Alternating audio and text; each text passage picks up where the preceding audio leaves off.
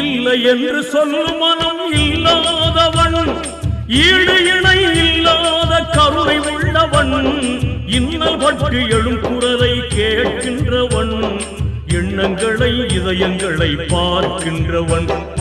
இறைவனிடம் கையேந்துங்கள், அவன் இல்லை என்று சொல்லுவதில்லை.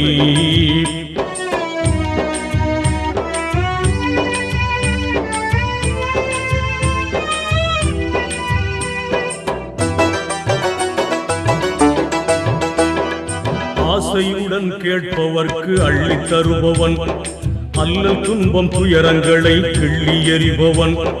பாசத்துடன் யாவரையும் பார்க்கின்றவன், பாவங்களை பார்வையினால் மாய்க்கின்றவன், அல்லல் பழும் மாந்தர்களே அயராதீர்கள், அல்லாஹ்